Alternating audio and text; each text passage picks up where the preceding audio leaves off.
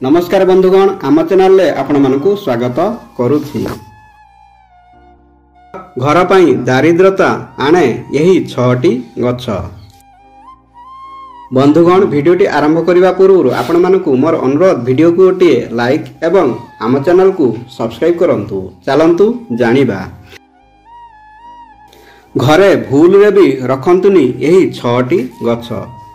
पानी भली खर्च हेबो टंका। वास्तुशास्त्र रे गछ एवं उद्भिदर विशेष गुरुत्व विषय उल्लेख करा जायछि। किछि उद्भिद घरे दारिद्रता आनी थाए।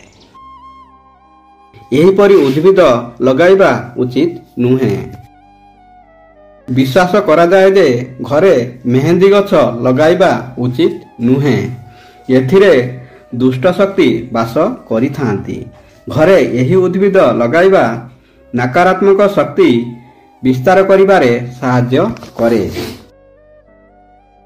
यह घरर सुख एवं शांति को विघ्न करिपारे। वास्तुशास्त्र रे एपरि किछि उद्भिद विषय रे उल्लेख करा जायछि जहाकि जदि घरे लगा जाए तेबे दुर्भाग्य एवं दारिद्र्य आनी थाए।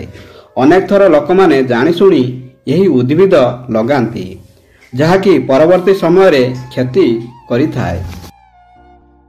वास्तुशास्त्र अनुसार घरे भूल रे भी कोइया बा चंतुली गछ लगाइबा उचित नुहे।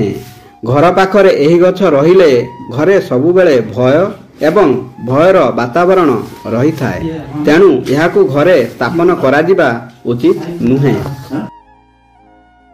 तेबे यहाकू तुरंत बाहर करिबा भल।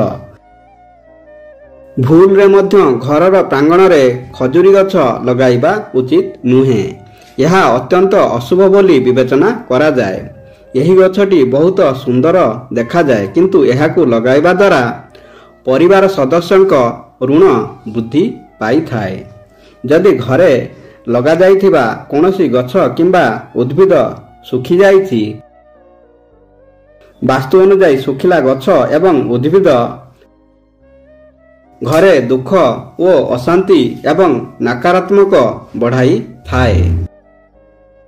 वास्तुशास्त्र अनुसार घर भितरे एवं चारि पाखरे कंटा गछ लगाइबा उचित नुहे। कारण यही कंटा गछ घरे उत्तेजना को अधिक बढ़ाई थाए। घरे सबुबेले अशांति मध्य लागी रहिबो। अरख फूल महादेवंक अति प्रिय किंतु वास्तुशास्त्र अनुसार घरे अरख गछ लगाइबा आदौ उचित नुहे। यह कले विवाद बढ़ी थाए।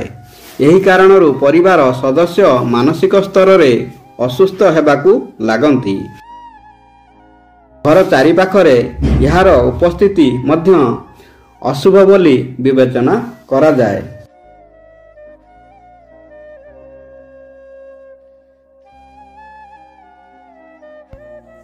बंधुगण वीडियोटी भल लगिले वीडियो को गोटे लाइक एवं आम चैनल को सब्सक्राइब करने को भूलिबेनी। धन्यवाद। जय श्री कृष्ण।